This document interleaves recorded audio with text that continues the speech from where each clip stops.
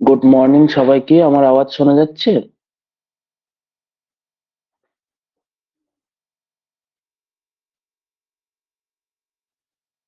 আচ্ছা, পিপিটিটা স্লাইডটা দেখা যাচ্ছে তো?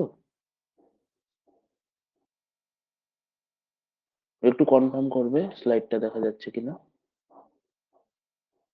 ওকে, বেশ। আচ্ছা, আজকে আমরা রিসার্চ অ্যাপটিটিউড শুরু করব। রিসার্চ সম্পর্কে কার কি ধারণা আছে একটু শেয়ার করবে? রিসার্চ বলতে তোমরা কি বোঝো? একটুখানি কথা বলতে পারো। রিসার্চ বলতে তোমরা কি বোঝো, কার কি কনসেপ্ট আছে আছে রিসার্চ নিয়ে, সেটা সম্পর্কে একটু শেয়ার করতে পারো।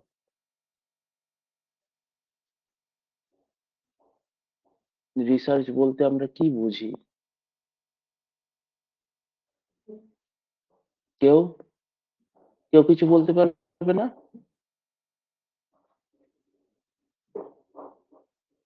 একটু কথা বলো, তাহলে পড়াতে সুবিধা হয়।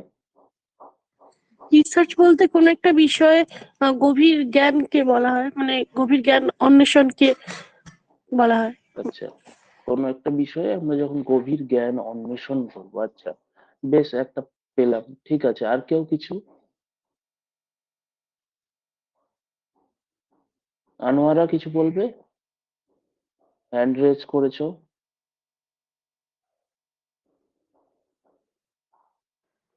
Am I audible? হ্যাঁ, আরেকবার বলো, শুনতে পেলাম না। So research mainly এটাকে একটা অ্যাপ্লিকেশন হিসেবে ডিফাইন করতে পারি, লাইক হুম একটা সায়েন্টিফিক প্রবলেম গুলোকে আমরা সলিউশন করতে পারি, লাইক আনসার খোঁজার একটা অ্যাক্টিভিটি বেসড বলতে পারি। আচ্ছা, বেশ। রিসার্চের মাধ্যমে আমরা প্রবলেমকে সলভ করতে পারি, কিছু কোশ্চেনের অ্যান্সার পেতে পারি, তুমি এটা বলতে চাইছো? বেশ, very good. Yes, yes. Research what defines search again, মানে আবিষ্কার হয়ে গেছে, পুনরাবিষ্কার করতে হবে। এই এই বিষয়টা সবচেয়ে বেশি গুরুত্বপূর্ণ রিসার্চ শব্দটার মধ্যে লুকিয়ে রয়েছে বলে আমার মনে হয়। আচ্ছা, সার্চ এগেইন। আর যা আবিষ্কার হয়ে যায়নি, একদম নতুন কিছু আবিষ্কার হতে পারে না রিসার্চ থেকে? তাহলে তো সেটা ডিসকভারের মধ্যে চলে যাবে, নতুন ইনোভেশন ডিসকভারি, তাই সেই শব্দগুলোর প্রায়োগিক দিকটা তো হারিয়ে যাবে যদি সবকিছুকে রিসার্চের অভ্যন্তরে ঢুকিয়ে নেওয়া হয়।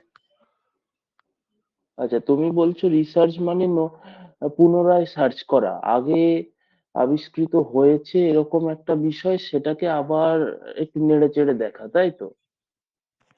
যেমন ধরুন আমি বলতে পারি, আমি রিসেন্টলি ধর্মশাস্ত্র নিয়ে পড়ছিলাম, পিভি কানে হুম অলরেডি হিস্ট্রি অফ ধর্মশাস্ত্র লিখে ফেলেছেন। এইবার এখন হুম যখন প্যাট্রিক অলিভেল সেই নতুন করে তার ভাবনা চিন্তাগুলো প্রয়োগ করছেন, যে মানব্য হুম ধর্মশাস্ত্র কেন হুম লেখা হলো, যাজ্ঞবল্ক্য ধর্মশাস্ত্র কেন লেখা হলো, সেগুলোকে আমরা হুম রিসার্চ ওরিয়েন্টেড প্রজেক্ট বলতে পারি, কারণ সেগুলো হচ্ছে পিভি কানের কাজের ওপরে আবার নতুন করে আরেক ধরনের অন্বেষণ, এক ধরনের অনুসন্ধান, হুম হুম আরো আরো কিছু সত্যের অনুসন্ধান। তো বেশ। সেক্ষেত্রে এটা অনেক বেশি রিসার্চের সাথে অ্যাপ্টলি যায় বলে আমার মনে হয়। আচ্ছা, বেশ, বুঝতে পেরেছি। আর একদম নিউ কিছু ইনভেন্ট করা, যেটা আগে কোনোদিন ছিল না, এটাকে তুমি রিসার্চ বলতে চাইছো না?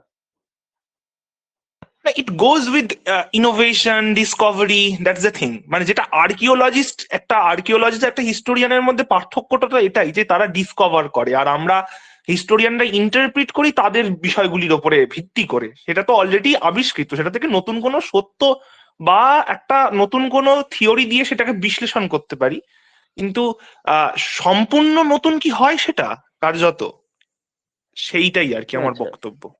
আচ্ছা, বেশ, ঠিক আছে, নিলাম, আমি আসছি। আর কেউ কিছু রিসার্চ নিয়ে? মৌ কিছু বলছো? হ্যালো। হ্যাঁ স্যার হ্যাঁ, বলছি। বলো। হ্যাঁ, রিসার্চ হচ্ছে স্যার পুরনো যা কিছু ঘটনা ঘটেছে সেই একটা ঘটনাকে বেস করে সেটা নতুন ভাবে পুনর্বিবেচনা করা এবং পুনর্বিবেচনার মাধ্যমে নতুন একটা আবিষ্কার, যেটা পুরনোটা থেকে সম্পূর্ণ আলাদা এবং সেটা একটা নতুন থিওরি জন্ম দেবে, এটাকে আমরা রিসার্চ বলতে পারি। আচ্ছা, বেশ, ঠিক আছে, তুমিও খানিকটা ওর মতোই বললে। আচ্ছা, ঠিক আছে, বেশ। আর কেউ কিছু রিসার্চ নিয়ে?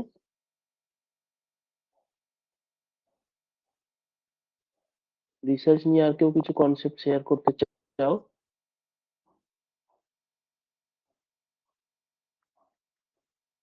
শেয়ার করতে চাইলে করতে পারো। আর একটা দুটো কনসেপ্ট জানতে চাইছি, আর কেউ কেউ যারা বলনি? It's a scientific process. It's a scientific way, I guess. হ্যাঁ, ডেফিনেটলি। আর কেউ যারা বলনি, একেবারেই কিছু বলনি, তারা অল্প কিছু বলতে পারো, কি মনে হচ্ছে একদম ফ্রিলি বলতে পারো। আমি জাস্ট জিজ্ঞেস করছি তোমাদের ওপিনিয়ন কি, আমি অ্যান্সার জানতে চাইছি না। স্যার আমার মনে হয় রিসার্চ বিভিন্ন সোর্সেস, সেটা প্রাইমারি সোর্সেস বা সেকেন্ডারি সোর্সেস ঘেটে আমার কোনো মানে ইন্টারেস্টের জায়গা বা কোনো ইন্টারেস্টের এরিয়ার কোনো বিষয় নিয়ে ঘাটাঘাটি করা, আলোচনা করা, সেই বিষয় সম্পর্কে আরো গভীরে জানা এবং বিভিন্ন রকমের প্রশ্ন করা। আমার মনে হয় রিসার্চ ওয়ার্কে প্রশ্ন করাটা খুব গুরুত্বপূর্ণ একটা বিষয়। যে যত ভালো প্রশ্ন করতে পারে সে তত ভালো রিসার্চ করতে পারে। আচ্ছা, বেশ, খুব ভালো। ঠিক আছে, আর কিছু বলতে চাও কেউ? আচ্ছা, ঠিক আছে। তোমরা অনেকেই অনেকগুলো কনসেপ্ট বললে, যে রিসার্চ কিছু কোশ্চেনের অ্যান্সার দিতে পারে, কিছু প্রবলেম সলভ করতে পারে, নিউ নলেজ অ্যাড করতে পারে, পুরোনো নলেজের সঙ্গে নতুন নলেজকে অ্যাড করতে পারে, এক্সিস্টিং নলেজকে পুনর্বিবেচনা করতে পারে। এগুলো তোমরা মোটামুটি এই ধরনের ধারণাগুলো বললে। সেটাতে আমি আসছি, রিসার্চের এক্সাক্ট কনসেপ্ট কি, বা তোমরা যা যা বলেছো সবকিছুই হয়, প্রত্যেকটাই ঠিক, কোনোটাই ভুল নয়। তোমাদের প্রত্যেকটা পয়েন্টই রিসার্চের মধ্যে চলে আসবে। এই রিসার্চ শুরু হয়, এই রিসার্চটা শুরু হয় কোত্থেকে? রিসার্চের শুরুটা একদম গোড়ার কথা। রিসার্চটা করতে হবে, রিসার্চ করার জন্য রিসার্চের কি, আচ্ছা কারো আনমিউট আছে, একটুখানি মিউট করে দাও না অডিওটা। সঙ্গীতা, কিছু বলছো সঙ্গীতা?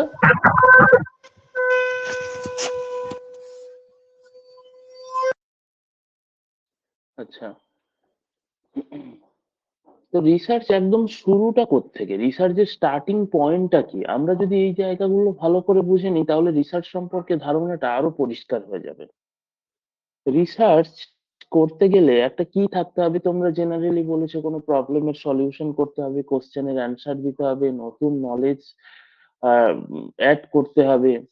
অর্থাৎ রিসার্চ করতে গেলে প্রথমেই আমার কাছে কি থাকতে হবে, কারো আইডিয়া তোমরা যা বলেছো সেখান থেকেই উঠে আসবে। রিসার্চ করতে গেলে আমার কাছে একটা প্রবলেম থাকতে হবে। রিসার্চ আলটিমেটলি আমরা যাই করি, কোশ্চেনের সলিউশন দিই, নিউ নলেজ ডিসকভার করি, নিউ নলেজ অ্যাড করি উইথ এক্সিস্টিং নলেজ, যাই করি না কেন, আলটিমেটলি সেটা একটা প্রবলেম। আমার কাছে কোনো প্রবলেম আছে, আমি তাই তার সলিউশন করতে চাই। আমার কাছে যদি কোনো প্রবলেম না থাকতো, তাহলে আমার সলিউশন করার মতো, রিসার্চ করার মতো আমার হাতে কিছু থাকতো না। তো research ultimately a process of solution a problem. তো জেনারেলি রিসার্চ করতে গেলে আমার কাছে একটা প্রবলেম থাকতে হবে, সেই প্রবলেমটা আসবে কোত্থেকে, এইটা যদি আমরা বুঝে নিই, তাহলে আমাদের রিসার্চ করতে গেলে অসুবিধা হবে না। রিসার্চ করতে গেলে আমাদের প্রত্যেকের শুরুতে একটু অসুবিধা হয়। কি অসুবিধা হয়? বেশিরভাগ স্টুডেন্টরা বা বেশিরভাগ স্কলাররা রিসার্চ করতে গেলে কি নিয়ে রিসার্চ করবে সেটা বুঝতে পারে না। আলটিমেটলি আমি তো রিসার্চ করতে চাই, কিন্তু আমার রিসার্চের বিষয় কি হবে, আমি কি নিয়ে রিসার্চ করব, অর্থাৎ কি এমন প্রবলেম রয়েছে যেটার সলিউশন করার প্রয়োজন, এরকম একটা প্রবলেম খুঁজে পায় না। তো প্রথম কাজ হবে প্রবলেমটা খুঁজে বের করা। প্রবলেমটা কোত্থেকে আসবে, what are the sources of the problem? There are mainly three sources of the problem. প্রবলেমটা আইডেন্টিফাই করার জন্য বা প্রবলেমটা যেখান থেকে উঠে আসবে, মূলত তিনটে সোর্স রয়েছে। একটা হচ্ছে এনভায়রনমেন্ট, একটা সেলফ, আর একটা হচ্ছে এডুকেশনাল লিটারেচার। এনভায়রনমেন্ট মানে তোমরা যে পরিবেশে থাকো, আমরা যে পরিবেশে থাকি, সেই পরিবেশ, সেই এখানে এনভায়রনমেন্ট বলতে আমাদের চারপাশের যে জগৎ, সবাইকে নিয়ে যে পরিবেশ, সেই পরিবেশে নানা রকম প্রবলেম চলছে। কোথাও কিছু সমস্যা চলছে, তুমি কোনো মানুষের সঙ্গে কথা বলছো, তুমি আহ কিছু ঘটনা দেখছো, রাস্তায় যাচ্ছ, কিছু ঘটনা দেখলে, তো এই যে এনভায়রনমেন্ট, তোমার এনভায়রনমেন্ট থেকে তুমি অনেক কিছু দেখতে পাবে, অবজার্ভ করে করে তোমার অনেক প্রবলেম আসবে, তুমি এনভায়রনমেন্টে কাজ করবে, তুমি এনভায়রনমেন্টে ঘুরে বেড়াবে, তুমি এনভায়রনমেন্টে মানুষের সাথে মিশবে, তুমি একটা কমিউনিটি তৈরি করবে। তো এনভায়রনমেন্টের মধ্যেই আমরা নানা রকম প্রবলেম ফেস করি, এনভায়রনমেন্ট থেকে অনেক প্রবলেম উঠে আসে। আমরা যখন এনভায়রনমেন্টে, আমরা ছোট থেকে বড় হচ্ছে একটা এনভায়রনমেন্টের মধ্যে, সেই এনভায়রনমেন্টে বেশ কিছু জিনিসকে আমি অ্যাডজাস্ট করে নিতে পারি, অ্যাডপ্ট করে নিতে পারি, কিছু জিনিসকে আমি পারি না, যেগুলো আমার কাছে প্রবলেমেটিক, তো সেখান থেকে বেশ কিছু প্রবলেম উঠে আসে, আমরা সেগুলো নিয়ে রিসার্চ করতে পারি।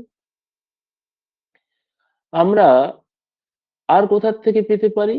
এডুকেশনাল লিটারেচার, এডুকেশনাল লিটারেচার থেকে আমরা প্রবলেম পেতে পারি। এডুকেশনাল লিটারেচার মানে কি? তোমার পড়াশুনো, তুমি ছোট থেকে প্রচুর পড়াশোনা করেছো, নানা রকম বইপত্র পড়েছো, ম্যাগাজিন পড়ছো, নিউজ পেপার পড়ছো, সিলেবাসের বই পড়ছো, স্টোরি পড়ছো, ফিকশন পড়ছো, নানা কিছু বিভিন্ন জিনিসপত্র পড়ছো, বিভিন্ন এডুকেশনাল ভিডিও দেখছো, বিভিন্ন সেমিনারে যাচ্ছো।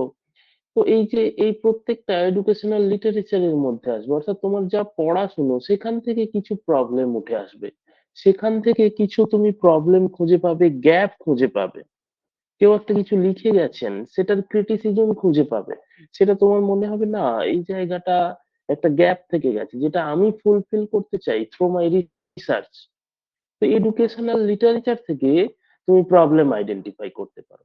তো আলটিমেটলি এনভায়রনমেন্ট, এডুকেশন, লিটারেচার, এগুলো পড়ে তোমার মধ্যে, অর্থাৎ তুমি একজন সেলফ, তোমার মধ্যে কিছু ভাবনা চিন্তা আসবে, কিছু প্রবলেম, তুমি সেগুলোকে ফিল্টার করবে এবং তুমি নিজের মধ্যে থেকেও প্রবলেম খুঁজে পেতে পারো, অর্থাৎ তুমি নিজে ভাবছো, নিজে বুঝছো, সেখান থেকে তুমি একটা প্রবলেম খুঁজে পেতে পারো। তো সোর্স মূলত দুটো, এনভায়রনমেন্ট এবং এডুকেশনাল লিটারেচার। সেই দুটো সোর্স ইম্প্যাক্ট ফেলে সেলফের উপর, অর্থাৎ আমাদের প্রত্যেকের উপর। অ্যাজ আ রিসার্চার, আমি একজন সেলফ, আমি একজন ইন্ডিভিজুয়াল, সেই ইন্ডিভিজুয়ালের মস্তিষ্কে কিছু থট আসে, সেই থটের মধ্য থেকে আমরা প্রবলেম খুঁজে পাই। অর্থাৎ আমি কোনো একটা বিষয় নিয়ে কিছু ভাবছি, সেখান থেকে আমি গ্যাপ খুঁজে পেলাম ভাবতে ভাবতে, তো সেটাই আলটিমেটলি একটা প্রবলেম, যেটা নিয়ে রিসার্চ করা যেতে পারে। সেটাই আলটিমেটলি একটা কোশ্চেন উঠলো আমার মনে। আমি পড়াশোনা করেছি, যে এনভায়রনমেন্টে থাকছি, মিশছি, ঘুরছি, বই পড়ছি, ভিডিও দেখছি, এই সবকিছু এক্সপিরিয়েন্স আমার, আমার এক্সপিরিয়েন্স, আমার এক্সপিরিয়েন্সিয়াল লেভেলে আছে। এই এক্সপিরিয়েন্স গুলো নিয়ে কোনো এক সময় আমি ভাবতে ভাবতে আমার মনের মধ্যে নানা রকম কোশ্চেন উঠছে, অর্থাৎ সেলফের মধ্যে কিছু কোশ্চেন আসছে, সেই কোশ্চেন গুলোকে সলিউশন করার তাগিদেই, সলভ করার তাগিদেই আমরা রিসার্চ করে থাকি। তো সেখান থেকেই মূলত প্রবলেম জেনারেট হয়। এখন প্রবলেমের পর কি হয়, আমার কাছে একটা প্রবলেম আসলো, সেটাকে একটা স্ট্রাকচার কোশ্চেনে কনভার্ট করতে হয়, অর্থাৎ বেশ কতগুলো কোশ্চেন আসে। যদি আমার কাছে প্রবলেম আসে, আচ্ছা, অ্যাংজাইটি, এক্সাম অ্যাংজাইটি, অর্থাৎ পরীক্ষার আগে যে অ্যাংজাইটি হয়, সেটা কি প্রত্যেকের হয়, না আমার একার হয়, শুধুমাত্র আমার হয়? এটা একটা প্রবলেম, এর অ্যান্সার আমি জানি না, এটা সবার হয় না আমার হয়। এটা নিয়ে আমি রিসার্চ করতে চাই, আমি টেস্ট করতে চাই সবার মধ্যে এক্সাম অ্যাংজাইটি রয়েছে কিনা। তো তার জন্য আমাকে কতগুলো কোশ্চেন, এটা একটা প্রবলেম, সেখান থেকে রিসার্চের নিয়ম অনুযায়ী কতগুলো স্ট্রাকচার কোশ্চেন করতে হবে আমাকে। যেমন এক্সাম অ্যাংজাইটি ছেলেদের বেশি নাকি মেয়েদের বেশি? এক্সাম অ্যাংজাইটি কতদিন আগের থেকে শুরু হয়, এক্সামের ঠিক আগের রাতে হয় নাকি 2-3 দিন আগের থেকে শুরু হয়? এক্সাম অ্যাংজাইটি হলে কি ঘুম কমে যায়? আচ্ছা, এক্সাম অ্যাংজাইটির সঙ্গে পরীক্ষার রেজাল্টের কি কোনো সম্পর্ক আছে? এরকম অনেকগুলো কোশ্চেন করা যায় একটা প্রবলেম থেকে। এবার সেই কোশ্চেন গুলোর কি দরকার, তার পরের স্টেপে আমরা কি করি, সেই কোশ্চেন গুলোর যেহেতু অ্যান্সার দরকার, আমরা তার জন্য রিসার্চের বেশ কিছু মেথড রয়েছে, সেই মেথড গুলোকে অ্যাপ্লাই করি। রিসার্চের মধ্যে আমরা কিছু স্যাম্পল কালেক্ট করি, অর্থাৎ আমরা কয়েকজনকে বেছে নিই যাদের উপর আমরা রিসার্চটা করি। আমরা রিসার্চ ডিজাইন ঠিক করি, অর্থাৎ কি নকশার মধ্য দিয়ে আমরা রিসার্চ করব। যেরকম বাড়ি তৈরি করতে গেলে ডিজাইন লাগে, সেরকম ঠিক আমার নকশাটা কি, আমি কিভাবে আমার রিসার্চটা কমপ্লিট করব। টুলস কি, টেকনিক্স কি, অর্থাৎ আমি কি টুলস এবং কি টেকনিক্স ব্যবহার করব, কি যন্ত্রপাতি ব্যবহার করব আমার রিসার্চের জন্য। তো সেগুলো আমি ঠিক করে নিই এবং সেগুলো অ্যাপ্লাই করি। এবার আমরা যে ঠিক করে নিলাম কি টুল, টেকনিক, কি স্যাম্পল হবে, কি মেথড অ্যাপ্লাই করব, কি ডিজাইন অ্যাপ্লাই করব, তারপর আমরা কি করি, ফিল্ড স্টাডি, অর্থাৎ আমরা মাঠে নেমে পড়ি। এই সমস্ত বিষয়গুলো অ্যাপ্লিকেশন করি এখানে, এই মাঠে নেমে আমরা ডেটা কালেক্ট করি, আমরা কথা বলি স্টুডেন্টদের সাথে, আমরা ডেটা অ্যানালাইসিস করি, অর্থাৎ আমরা একটা ফিল্ড স্টাডি করে নিয়ে আসি, সার্ভে করে নিয়ে আসি, আমরা বোঝার চেষ্টা করি কি হচ্ছে, সত্যি কি আমার নাকি অন্য কারো হচ্ছে। এবার ফিল্ড স্টাডি করতে গেলে সেখানে কি হবে, যেগুলো আমি এক্ষুনি বলছিলাম, ডেটা কালেকশন করব আমরা, তারপরে ডেটা অ্যানালাইসিস করব, ইন্টারপ্রিটেশন করব, অ্যানালাইসিস করার পর ইন্টারপ্রেট করব, সেগুলোকে ব্যাখ্যা প্রদান করব। যে ইন্টারপ্রেট করব আমি আমার অ্যান্সার গুলো পেয়ে যাব, অর্থাৎ অ্যান্সার টু রিসার্চ কোশ্চেন, আমার যে কোশ্চেন গুলো এখানে তৈরি হয়েছিল তার অ্যান্সারটা আমি পাবো এইখানে এসে। তার মাঝে আমাকে এতগুলো স্টেপ ফলো করতে হবে।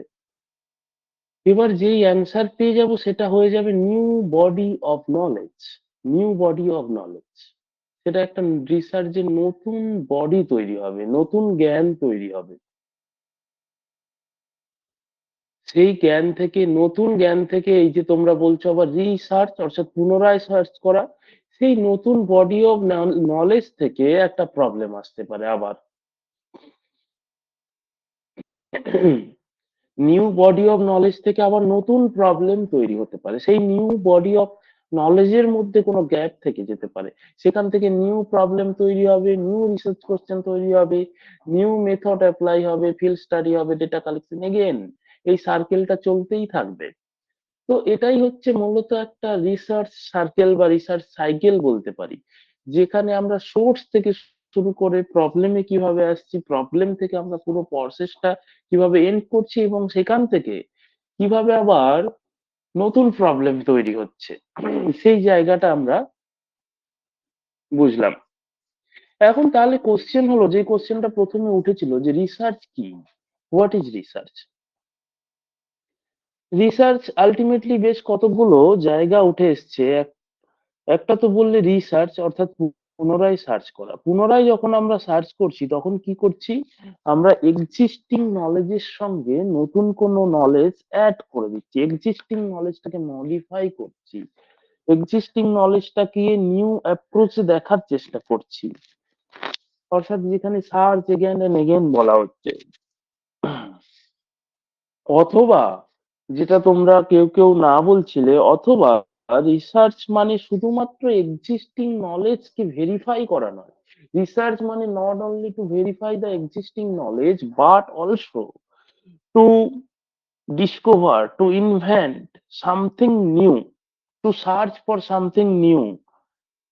দুটোই হতে পারে, search for something new, search for something new,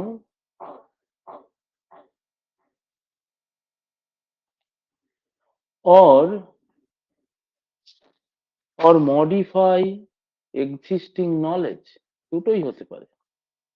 আমরা কোনো একটা এক্সিস্টিং নলেজ রয়েছে, সেটার মধ্যে কোনো গ্যাপ খুঁজে পেলাম, সেটার মধ্যে কোনো ক্রিটিক খুঁজে পেলাম, সেটাকে আমরা মডিফাই করছি, আরো আপডেট করছি, বা যুগের সঙ্গে খাপ খাওয়ানোর জন্য নতুন ভাবে রচনা করার চেষ্টা করছি, নতুন কিছু তথ্য খুঁজে পেতে চাইছি, সেটার মধ্য থেকে নতুন কিছু অ্যাড করতে চাইছি, সেটাকে আরেকটু নিউ করার চেষ্টা করছি। তো এটাও যেমন রিসার্চ, এর জন্য যেমন বেশ কিছু মেথড ফলো করতে হয়, একটা কেয়ারফুল এনকোয়ারির দরকার, লিটারেচার রিভিউ অর্থাৎ পড়াশোনা করতে হয়, জানতে হয়, বুঝতে হয়, তেমনি সামথিং নিউ কিছু আমরা ডিসকভার করতে পারি, নিউ কিছু ইনভেন্ট করতে পারি।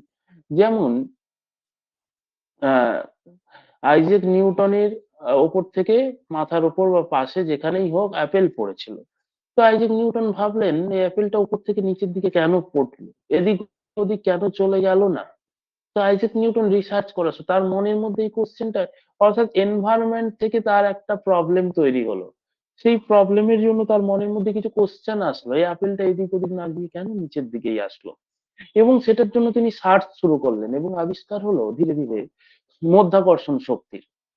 তো তো এটা কিন্তু একদম নিউ আবিষ্কার, এটাও এক ধরনের রিসার্চ। তো রিসার্চের শর্ত কি? রিসার্চ কখন আমরা বলবো যে কোনো আবিষ্কারকে, নিউ হোক পুরনো হোক এক্সিস্টিং নলেজ হোক, রিসার্চের মধ্যে বেশ কতগুলো ক্যারেক্টারিস্টিক্স থাকতে হবে। রিসার্চ অবশ্যই হবে systematic investigation towards increasing the some of knowledge, সেটা নিউ হতে পারে বা পুরনো হতে পারে। অর্থাৎ ইনভেস্টিগেশনটা হবে সিস্টেমেটিক, এলোমেলো নয়। অর্থাৎ ইনভেস্টিগেশনের মধ্যে একটা সিস্টেম থাকবে, স্টেপ থাকবে, এটার পর এটা, একের পর দুই, তারপর তিন, তারপর চার, তারপর পাঁচ, সেই স্টেপটা ফলো হবে। এবং এনকোয়ারি হবে কেয়ারফুল এনকোয়ারি, অর্থাৎ সতর্ক থাকবেন যিনি গবেষক, তিনি সতর্ক থাকবেন, তিনি যেটা তারপর তোমরাই বলছিলে সায়েন্টিফিক হবে ডেফিনেটলি, যেখানে নির্দিষ্ট প্রসেস আছে, নির্দিষ্ট মেথড আছে, একটা রেজাল্ট বেরোবে, কিছু অ্যাপ্লিকেশন আছে, সেটা অবশ্যই একটা সায়েন্টিফিক, সেটার মধ্যে বিজ্ঞান আছে। কারণ আমরা এলোমেলো ভাবে, নির্দিষ্ট লজিক আছে, নির্দিষ্ট সিকোয়েন্স আছে, আমরা এলোমেলো ভাবে যে কোনো জিনিস আবিষ্কার করাকে রিসার্চ বলতে পারি না, তার মধ্যে অনেক ত্রুটি থেকে যায়। তো রিসার্চের ক্যারেক্টারিস্টিক্স গুলো কি তাহলে আরেকটু ডিটেলসে আমরা দেখতে পারি। একটা হচ্ছে রিসার্চকে অবজেক্টিভ হতে হবে। অবজেক্টিভ মানে কি? দুটো শব্দ হয়, একটা অবজেক্টিভ একটা সাবজেক্টিভ। অবজেক্টিভ মানে কি? অবজেক্টিভ মানে কি কেউ একজন?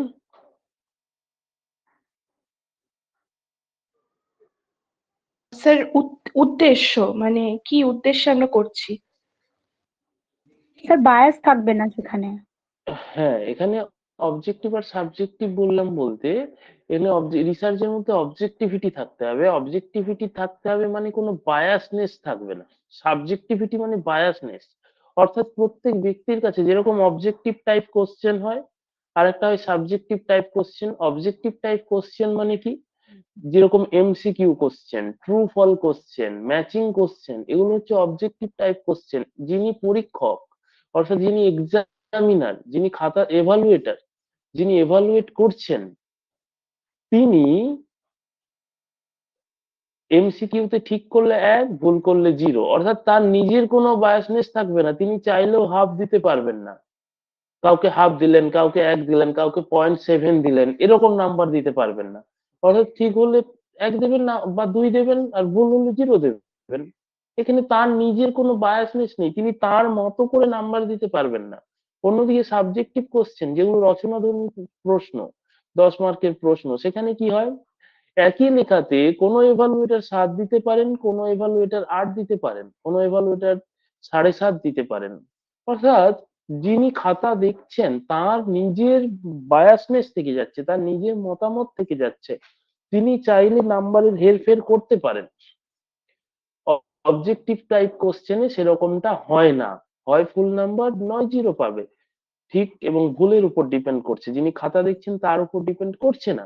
তো রিসার্চকে অবশ্যই অবজেক্টিভ হতে হবে, অবজেক্টিভিটি থাকতে হবে রিসার্চের মধ্যে। অর্থাৎ যিনি রিসার্চ করবেন তার নিজস্ব চিন্তা ভাবনা, নিজস্ব বায়াসনেস, তিনি নিজের মতো করে চাইলেই রেজাল্টকে পরিবর্তন করতে পারেন না, তিনি যা চাইবেন সেটাই রেজাল্ট হিসেবে বের করতে পারেন না। ধরে যাক রিসার্চার আমি, আমি একজন পুরুষ মানুষ, তো আমি রিসার্চ করছি বুদ্ধি কাদের বেশি, ছেলেদের বুদ্ধি বেশি হয় নাকি মেয়েদের বুদ্ধি বেশি হয়, এটা আমি জানতে চাইছি আমাদের ওয়েস্ট বেঙ্গলে। তো জেনারেলি যেহেতু আমি পুরুষ মানুষ, আমার বায়াসনেস থাকতে পারে, আমি ছেলেদের বুদ্ধি বেশি এই রেজাল্টটা সামনে তুলে ধরতে চাইবো, কিন্তু তাহলে সেটা রিসার্চ হবে না। তাহলে আমি একজন রিসার্চার নই। রিসার্চারের মধ্যে অবজেক্টিফাই করার ক্ষমতা থাকতে হবে, রিসার্চারের মধ্যে কোন রকম সাবজেক্টিভ বায়াসনেস থাকবে না। তিনি রিসার্চে যা ডেটা আসবেন তার উপর ডিপেন্ড করে রেজাল্ট তৈরি করবেন, নিজের মতো করে রেজাল্টকে ম্যানিপুলেট করবেন না, ডেটাকে ম্যানিপুলেট করবেন না। তো রিসার্চকে অবশ্যই অবজেক্টিভ হতে হবে। নেক্সট কি?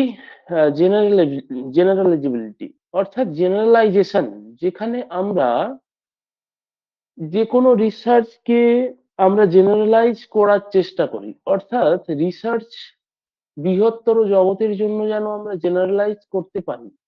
অর্থাৎ একটা রিসার্চ করলাম আমি বেশ কয়েকজনকে নিয়ে, এবং সেই রিসার্চটা শুধুমাত্র যে কয়েকজনকে নিয়ে রিসার্চ করেছি তাদের মধ্যেই সীমাবদ্ধ না থাকে, বরং আরো 5 জনের ফলাফল হিসেবে রেজাল্টটা কাজ করে। একটা উদাহরণ দিই, বুঝতে পারবে। যেমন ধরো, আহ একটা গ্রামে জমি রয়েছে প্রচুর, সেই জমিতে কি চাষ হবে, ব্ল্যাক রাইস চাষ হবে কিনা কোনো একজন চাষি চাইছেন সেখানে ব্ল্যাক রাইস চাষ করবেন। তো সেখানে ব্ল্যাক রাইস চাষ হবে কিনা, বা কোনো একটা কোম্পানি সেই জমিগুলোকে চাষির কাছ থেকে লিজে নিয়েছে, ভাড়ায় নিয়েছে, এবার সেই কোম্পানি ওখানে ব্ল্যাক রাইস চাষ করাবেন, ব্ল্যাক রাইস উৎপাদন করবেন। ব্ল্যাক রাইস চাষ হবে কিনা আদৌ ওই মাটিতে, সেটা প্রথমে পরীক্ষা করা দরকার। এখন এই মাটি পরীক্ষা ব্ল্যাক রাইস হবে কিনা, ধরো 10 বিঘা জমি, সেখানে ব্ল্যাক রাইস হবে কিনা 10 বিঘা জমির প্রত্যেকটা জায়গায় গিয়ে গিয়ে পরীক্ষা করা হয় না। 10 বিঘা জমির বিভিন্ন জায়গা থেকে একটু একটু করে মাটি তুলে নিয়ে ল্যাবে চলে যাওয়া হয়, সেখানে ওইটুকু মাটি পরীক্ষা করে দেখা হয়। এবার ওই যে একটু একটু মাটি বিভিন্ন জায়গা থেকে তুলে নিয়ে যাওয়া হয়েছে, অল্প একটুখানি মাটি, সেটার যা রেজাল্ট সেটাকে জেনারেলাইজ করা হয় 10 বিঘা জমির রেজাল্ট হিসেবে। অর্থাৎ এই অল্প যেটুকু মাটি নিয়ে যাওয়া হয়েছিল এটা হচ্ছে স্যাম্পল, এটা হচ্ছে নমুনা। তো রিসার্চ করা হয় এই স্যাম্পলের উপর, এবং সেই স্যাম্পলের রেজাল্টকে সমস্ত পপুলেশনের রেজাল্ট, অর্থাৎ সমস্ত জায়গাটার রেজাল্ট হিসেবে জেনারেলাইজ করে দেওয়া হয়।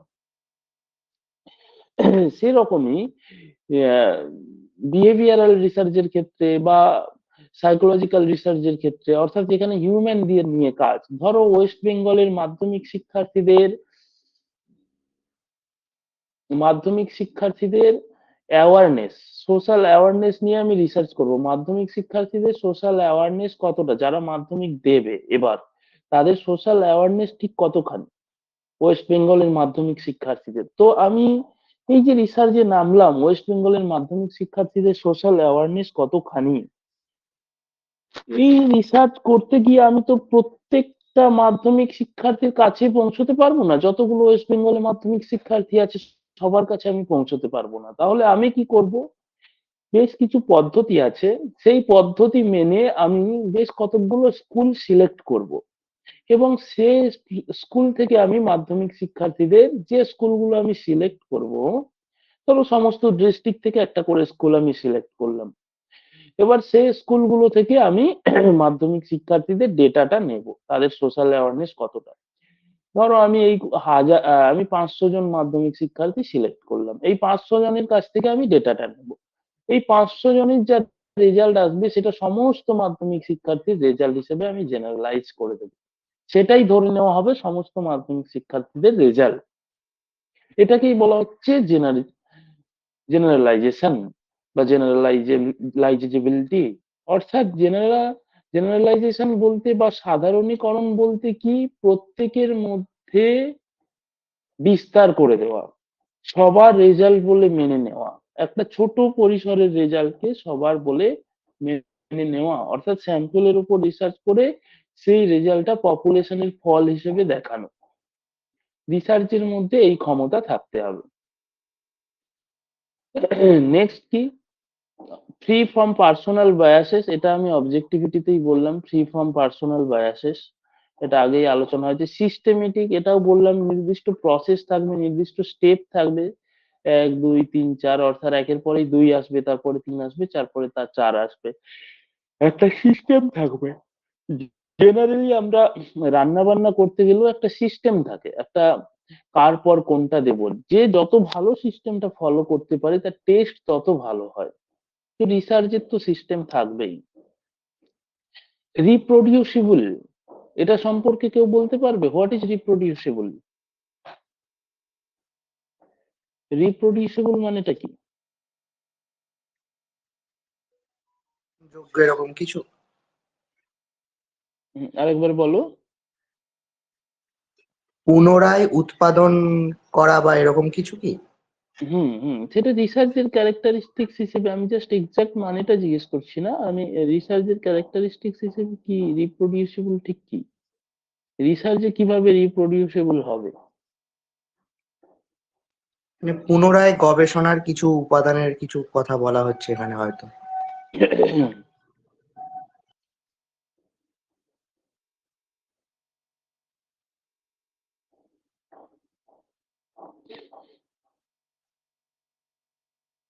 না, তোমরা যেটা বলছিলে একটু আগে যে এক্সিস্টিং নলেজকে রিসার্চ করা, পুনরায় সার্চ করা, এক্সিস্টিং নলেজকে ভেরিফাই করা, এক্সিস্টিং নলেজকে মডিফাই করা, অ্যাকচুয়ালি রিপ্রোডিউসেবল তাই।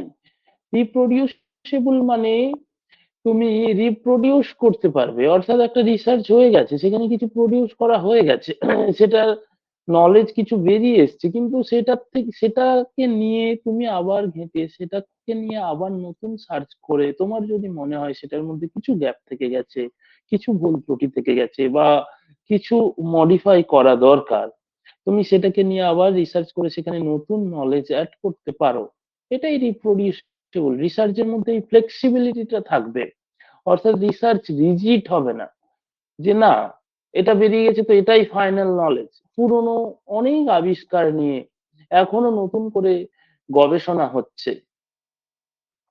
সূর্য আদৌ স্থির কিনা এটা নিয়ে এখনো গবেষণা হচ্ছে। তো প্রচুর জিনিস এরকম যেগুলো আগে আবিষ্কার হয়ে গেছে, এখনো যাদের সন্দেহ আছে মনে হচ্ছে, যারা দেখছেন যে এর মধ্যে ভুল থাকলেও থাকতে পারেন, তারা সেটা নিয়ে আবার গবেষণা করেন এবং সেখানে রিপ্রোডিউস করেন।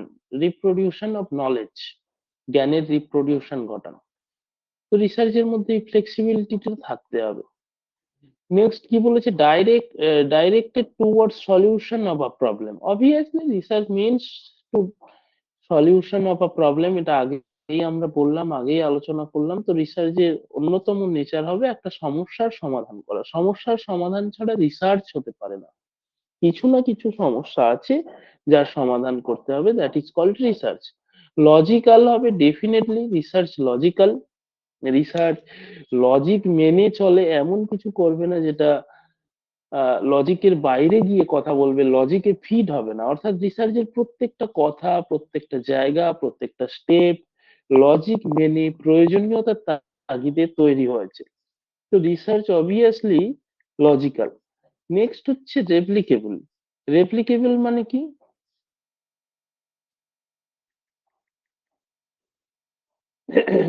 রেপ্লিকেবল মানে কারো জানা আছে?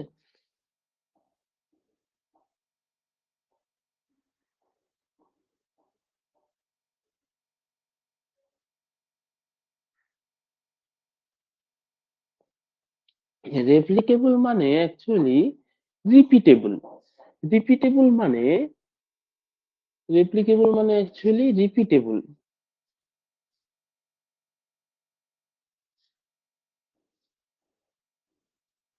রিপিটেবল মানে কি? রিপিটেবল মানে কোন রিসার্চকে আমরা যদি রিপিট করি, অর্থাৎ একটা রিসার্চ করলাম, এই যে একটু আগে বলছিলাম social awareness of secondary students, অর্থাৎ মাধ্যমিক শিক্ষার্থীদের সোশ্যাল অ্যাওয়ারনেস কতটা, এটা নিয়ে আমি 500 জনের উপর রিসার্চ করেছি, একটা রেজাল্ট এসছে যে সোশ্যাল অ্যাওয়ারনেস ভালো, এটা ধরো রেজাল্ট এসছে। আমি জাস্ট এমনি সিম্পলি বলছি এক্সাম্পল হিসেবে।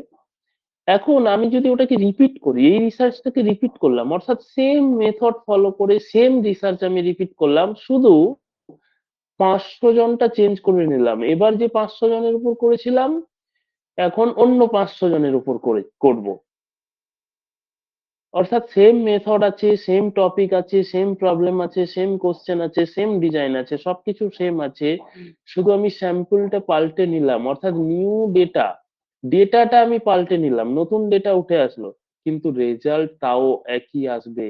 এটাই হচ্ছে রিসার্চের ক্যারেক্টারিস্টিক্স। তুমি যতবার রিপিট করো না কেন সেম রিসার্চকে, রেজাল্ট সবসময় সেম আসবে, তবেই তো সেটা অবজেক্টিভ হয়েছে।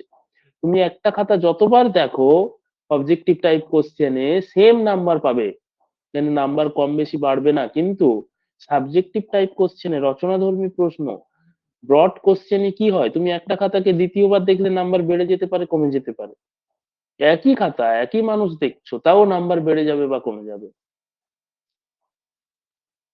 বা একই লেখা অন্যজন লিখেছে সেটাতে নাম্বার কমে যাবে বা বেড়ে যাবে, হয়ও তাই, কিন্তু অবজেক্টিভ টাইপ কোশ্চেনে তা হয় না। একজন 5টা ঠিক করেছে, অন্যজনও 5টা ঠিক করেছে, দুজনেই 5 পাবে বা দুজনেই 10 পাবে। সেরকমই রিসার্চে যদি রিসার্চকে রিপিট করা হয়, একই রিসার্চকে পুনরায়, রেজাল্ট সেম আসবে, রেজাল্ট চেঞ্জ হবে না, তাহলেই বোঝা যাবে রিসার্চটা ঠিক হয়েছে। এই জন্যই এটা সিস্টেমেটিক, এটা অবজেক্টিভ। তো এই হলো রিসার্চের মোটামুটি একটা ক্যারেক্টারিস্টিক্স, যেখান থেকে আমরা রিসার্চ সম্পর্কে ধারণা করতে পারি। রিসার্চ সম্পর্কে আরো ধারণা হবে আমরা রিসার্চের স্টেপ সম্পর্কে জানলে। মোটামুটি এতদূর পর্যন্ত যা বলা হলো, যা আলোচনা করা হলো, সবার নিশ্চয়ই ক্লিয়ার হয়েছে। কারো কোনো ডাউট আছে কি?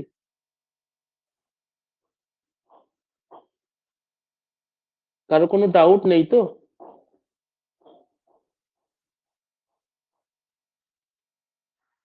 না স্যার, বোঝা গেছে। ওকে, বেশ, ভেরি গুড। এবার একটা খুব ইম্পর্টেন্ট জায়গায় আমরা ঢুকবো, যেখান থেকে মূলত প্রায় কোশ্চেন আসে নেটে, সেটে। সেটা কি? সেটা হচ্ছে স্টেপস অফ রিসার্চ। অর্থাৎ রিসার্চের স্টেপ গুলো কি এবং ঠিক কোনটার পর কোনটা আসে। এতক্ষণ আমরা আলোচনা করেছি সিস্টেমেটিক রিসার্চ, রিসার্চ লজিক্যাল, রিসার্চের নির্দিষ্ট কিছু স্টেপ থাকবে, রিসার্চ স্টেপ মেনটেন করে চলে। তো what are the steps of research? Research প্রসেসটা শেষ করতে হলে, শুরু থেকে শেষ করতে হলে আমাদেরকে কি কি স্টেপ ফলো করতে হবে? আমরা শর্টে রিসার্চ সাইকেল সম্পর্কে দেখেছি, যেখানেও এই স্টেপ গুলো ফলো করার কথা বলা হয়েছে, কিন্তু সেটা আমরা শর্টে দেখেছি, একসঙ্গে অনেকগুলো স্টেপ ঢুকিয়ে দেওয়া হয়েছে একটা জাস্ট রিসার্চের সোর্স বোঝানোর জন্য এবং প্রসেসটা বোঝানোর জন্য। এখানে আমরা একটা একটা স্টেপ ধরে ধরে দেখবো কি স্টেপ থাকে। ফার্স্ট হচ্ছে, ফার্স্ট স্টেপ কি? প্রথম স্টেপ আমরা বলেছিলাম ডিফাইন রিসার্চ প্রবলেম বা আইডেন্টিফাইং রিসার্চ প্রবলেম। রিসার্চ প্রবলেমটা কি? What is the research problem? Problem না থাকলে আমরা রিসার্চ করতে পারবো না। তো এটা প্রচুর প্রশ্ন আসে, what is the first step of research? রিসার্চের প্রথম স্টেপ কি? রিসার্চের প্রথম স্টেপ সবসময়ই হয় রিসার্চ প্রবলেম, কারণ প্রবলেম ছাড়া রিসার্চ শুরু হতেই পারে না। প্রথমে একটা প্রবলেম আমার কাছে থাকতেই হবে, তবেই আমরা রিসার্চ করতে পারবো, আদারওয়াইজ আমরা কিন্তু রিসার্চ করতে পারবো না প্রবলেম না থাকলে। তো ডেফিনেটলি প্রবলেম ছাড়া রিসার্চ হতে পারে না, তাই প্রবলেম থাকতেই হবে। তো সেটাই হচ্ছে ফার্স্ট স্টেপ, এটা খুব ইম্পর্টেন্ট এবং এই স্টেপটার ক্রোনোলজি মনে রাখাও খুব ইম্পর্টেন্ট। নেক্সট স্টেপ হচ্ছে রিভিউ অফ লিটারেচার। অর্থাৎ যে প্রবলেমটা আমি আইডেন্টিফাই করলাম, যে প্রবলেমটা আমি বুঝলাম, যে প্রবলেমটাকে আমি ফর্মুলেট করলাম, যে প্রবলেমটাকে আমি ডিফাইন করলাম, সেই প্রবলেমটার ওপর আমাকে এবার স্টাডি করতে হবে। একটা প্রবলেম মাথায় এসছে যেটার আমি সমাধান করতে চাই থ্রু মাই রিসার্চ। তো now what to do? Now you have to read, now you have to study about the problem. তো প্রবলেমটা নিয়ে কি কি সলিউশন হয়েছে আজ পর্যন্ত, কেউ কি এর সলিউশন করে গেছে, তারা কি রকম সলিউশন করেছেন, সেগুলো বোঝা, সেগুলো জানা এবং তার উপর রিভিউ করা। অর্থাৎ এবং সে যদি আগে কেউ সলিউশন করে গিয়ে থাকেন সেখানে কোনো গ্যাপ আছে কিনা সেগুলো পড়া, সেগুলো জানা বোঝা। অথবা যদি কেউ না করে যান, এই ধরনের প্রবলেম একটু অন্যরকম রিলেট করা যাবে যার সাথে, সেরকম প্রবলেমের কেউ সলিউশন করে গেছেন কিনা, কোনো মহান ব্যক্তি, বড় রিসার্চার, আগে যারা রিসার্চ করেছেন তারা এই প্রবলেম সম্পর্কে কিছু বলেছেন কিনা, এইগুলো আমাদেরকে পড়াশোনা করতে হবে, স্টাডি করতে হবে, বুঝতে হবে, শুনতে হবে। এটাকেই বলা হচ্ছে রিভিউ অফ লিটারেচার। অর্থাৎ যা যা লিটারেচার আছে সেগুলোকে রিভিউ করতে হবে, সেগুলোকে বুঝতে হবে about the particular problem. Next step হচ্ছে ফর্মুলেট হাইপোথিসিস। হাইপোথিসিস সম্পর্কে কারো জানা আছে? What is hypothesis? হাইপোথিসিস কি? স্থায়ী কোনো একটা সাধারণীকরণ। অনুমান জেনারেলাইজেশন। হুম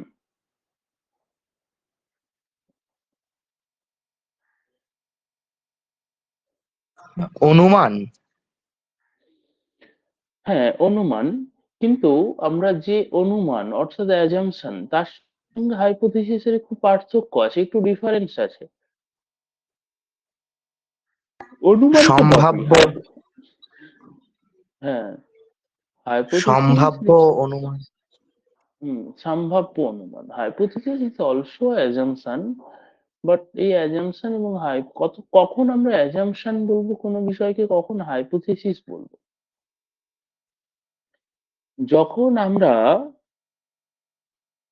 এডুকেটেড গেস করব, এডুকেটেড অ্যাজাম্পশন করব। অবভিয়াসলি অ্যাজাম্পশন মানেই সেটা সম্ভাব্য, সেই জন্যই অ্যাজাম্পশন করা হচ্ছে। অ্যাজাম্পশন মানেই সেটা হওয়ার সম্ভাবনা আছে আমার মনে হচ্ছে, তাই আমি অ্যাজিউম করছি এটা হতে পারে। হাইপোথিসিসেও তাই। তো সম্ভাবনা তো থাকবেই। কিন্তু বিষয় হচ্ছে যখন আমরা এডুকেটেড গেস করব, এডুকেটেড অ্যাজাম্পশন করব, অর্থাৎ কিছু নলেজের উপর দাঁড়িয়ে, লজিকের উপর দাঁড়িয়ে, কিছু ভাবনা চিন্তার উপর দাঁড়িয়ে আমরা অ্যাজিউম করব, গেস করব। এমন নয় কি হাওয়ায় হাওয়ায় অ্যাজিউম করছি। আমার মনে হচ্ছে আমি পাইলট হয়ে যাব আগামী 5 বছরের মধ্যে, পড়াশুনো যদি আমি এখন থেকে ঠিক করে করি। এটা কি একটা হাওয়ায় হাওয়ায় অ্যাজাম্পশন করা? এর কোনো বেস নেই। হোয়াট ইজ দ্য বেস যে তুমি এটা ভাবছো? এর বেস কি? তোমার এই নিয়ে কি কোনো পড়াশুনো আছে? তুমি কি এই নিয়ে কোনো কোর্স করেছো? তোমার ডিগ্রি আছে? তোমার নলেজ আছে? তার উপর দাঁড়িয়ে যারা এই নিয়ে পড়াশোনা করছে দীর্ঘদিন ধরে, তারা যদি ভাবে যে আগামী 5 বছর, তোমরা যদি ভাবো আগামী 5 বছরের মধ্যে আমরা ভালো রিসার্চ করতে শুরু করব বা রিসার্চের অনেকটা এগিয়ে যাব, আমি একজন ভালো রিসার্চার হব, সেটা possible. That is call hypothesis. অর্থাৎ তুমি লজিকের উপর দাঁড়িয়ে, পড়াশোনার উপর দাঁড়িয়ে একটা গেস করছো, একটা অ্যাজাম্পশন করছো, এটাকে বলা হচ্ছে হাইপোথিসিস। তো রিভিউ অফ লিটারেচার এই জন্যই করা হয়, এই যে ঠিক হাইপোথিসিসের আগে সেই জন্যই আমরা প্রবলেমটা নিয়ে পড়াশুনো করি। পড়াশুনো করলে আমরা বুঝতে পারি আলটিমেটলি এই ধরনের রিসার্চ যে আগে হয়েছে তারা কি রেজাল্ট পেয়েছে, আমরা কি ধরনের রেজাল্ট পেতে পারি। আমরা যদি একটু স্টাডি করি, একটু বোঝার চেষ্টা করি, আমার প্রবলেমটা নিয়ে একটু ভাবি, বিভিন্ন বইপত্র পড়ি, বিভিন্ন মানুষের কথা শুনি, বক্তব্য শুনি, তাহলে আমরা বুঝতে পারবো আমি যেটা নিয়ে রিসার্চ করতে যাচ্ছি তার মোটামুটি ভাবে এইরকম একটা রেজাল্ট আসতে পারে। এই যে এরকম একটা রেজাল্ট আসতে পারে, এই অ্যাজাম্পশনটা করছি অ্যাবাউট দ্য রেজাল্ট, তার কারণ সেটা কিসের উপর দাঁড়িয়ে করছি? Based on the review of literature. অর্থাৎ আমি আগে যা পড়াশোনা করলাম তার উপর দাঁড়িয়ে আমার একটা ধারণা তৈরি হচ্ছে, সেই ধারণা থেকে আমি কিছু অ্যাজিউম করছি, সেই ধারণা থেকে আমি কিছু গেস করছি, সেটাকেই বলা হচ্ছে। সেটা বেশিরভাগ ক্ষেত্রে কারেক্ট হতে পারে, আবার ইনকারেক্ট হতে পারে আফটার দ্য রিসার্চ। সেটা রিসার্চ করলে বোঝা যাবে, বাট এরকম একটা গেস করে আমরা এগোতে পারি। That is called hypothesis. তো সেই হাইপোথিসিসটা তৈরি করতে হয় থার্ড স্টেপে এসে। এবার হাইপোথিসিস তৈরি হয়ে গেল, এবার কি হবে? Research design. রিসার্চ ডিজাইন তৈরি হবে, অর্থাৎ কি ডিজাইন করব, কি পদ্ধতিতে আমরা রিসার্চটা করব, কি নকশা মেনে আমরা রিসার্চটা করব, কোন পথে যাব, that is called research design. যেরকম একটু আগে বললাম, ব্রিজ তৈরি করতে গেলে, বাড়ি তৈরি করতে গেলে একটা ডিজাইন করা হয়। সেই ডিজাইনটা দেখে দেখে সেই ডিজাইনটার উপর বেস করে বাড়িটা বা ব্রিজটা তৈরি করা হয়, অর্থাৎ একটা নকশা প্রস্তুত করে নেওয়া হয়। সেরকম রিসার্চের ক্ষেত্রে একটা নকশা প্রস্তুত করতে হয়, আমরা ঠিক কোন পথে যাব, কিভাবে শুরু করব, কিভাবে শেষ করব। সেই ডিজাইন, বিভিন্ন ধরনের রিসার্চ ডিজাইন আছে, সেগুলো আমরা পরে পরে জানবো। তো সেই রিসার্চ ডিজাইনটা কি হবে সেটা এখানে ঠিক করতে হয়। নেক্সট স্টেপ কি? নেক্সট স্টেপ হচ্ছে ডেটা কালেকশন। রিসার্চ ডিজাইন বা রিসার্চ মেথড ঠিক হয়ে গেল, এবার পরের স্টেপে কি? Data collection. আমরা ডেটা কালেকশনে নেমে পড়বো। এর আগে এখানে আরেকটা স্টেপ দেওয়া যেতে পারে, স্যাম্পল সিলেকশন। স্যাম্পল সিলেকশন বলে আমরা একটা স্টেপ দিতে পারি, বা সিলেকশন অফ স্যাম্পল।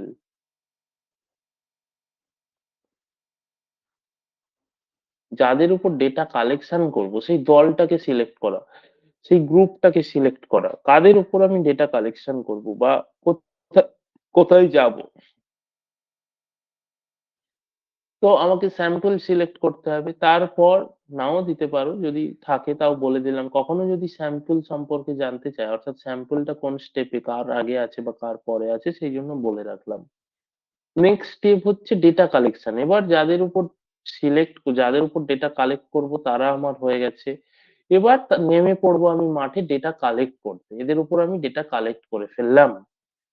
নেক্সট হচ্ছে কি ডেটা অ্যানালাইসিস। ডেটা যেই কালেকশন হয়ে গেল, সেই ডেটাটাকে আমি অ্যানালাইসিস করব। অ্যানালাইসিস করলে এবার সেই রেজাল্ট, অ্যানালাইসিস করলে একটা রেজাল্ট বেরোবে, সেই রেজাল্টটাকে আমি ইন্টারপ্রেট করব এবং রিপোর্ট রাইটিং করব। তাহলে আমার রিসার্চ শেষ হয়ে গেল। তো রিসার্চের জন্য মূলত এই 7টা 8টা স্টেপ ফলো করতে হয় পর পর, সিকোয়েন্স অনুযায়ী, সিস্টেম অনুযায়ী। তো এই স্টেপটা তোমরা একটু সিকোয়েন্স অনুযায়ী মনে রাখবে, কোনটার পর কোনটা। তাহলে তোমাদের পরীক্ষায় কনফিউজ করতে পারবে না। পরীক্ষায় এলোমেলো করে দেয় এবং সাজাতে বলে, কোনটার পর কোনটা হবে সাজাও। এই জায়গাটা ধরতে পারবে যদি তোমরা স্টেপটা ভালো করে মনে রাখো, স্টেপটা ভালো করে বোঝো। বোঝা গেছে? রিসার্চ স্টেপটা কি বুঝতে পারলে সবাই?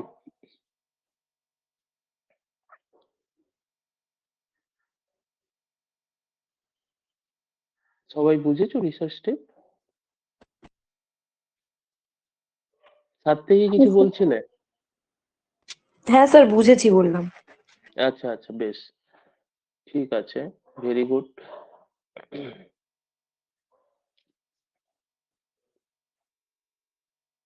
আচ্ছা, পড়ানো কি খুব বোরিং লাগছে, না বোঝা যাচ্ছে মোটামুটি, শোনার ইচ্ছে করছে?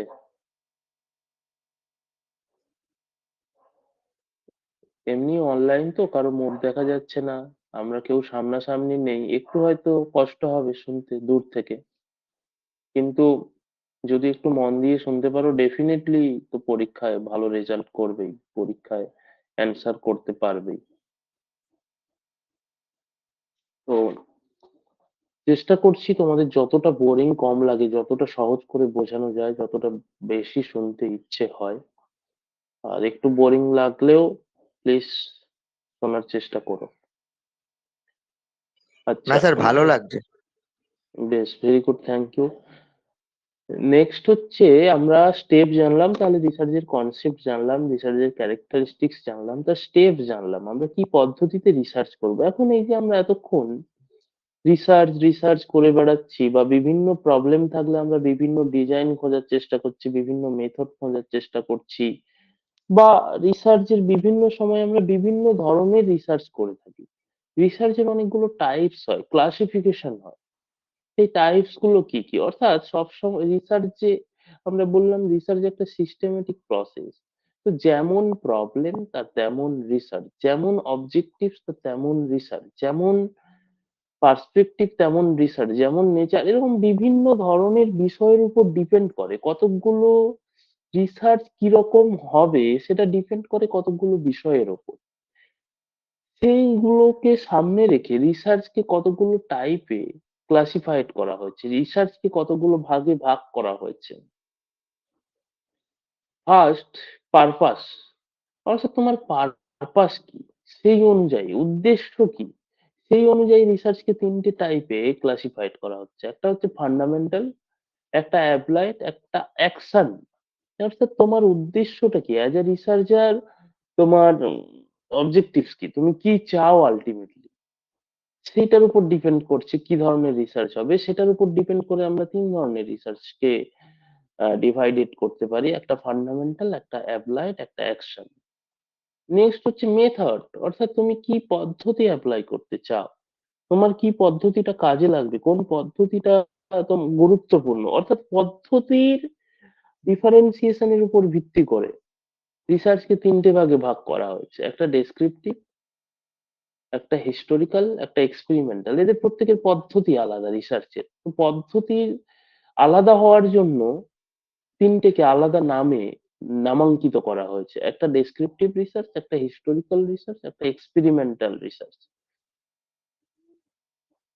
নেক্সট হচ্ছে ডেভেলপমেন্টাল পার্সপেক্টিভ। ডেভেলপমেন্টাল পার্সপেক্টিভ মানে একটা রিসার্চ ডেভেলপ হতে ঠিক কতটা সময় লাগছে,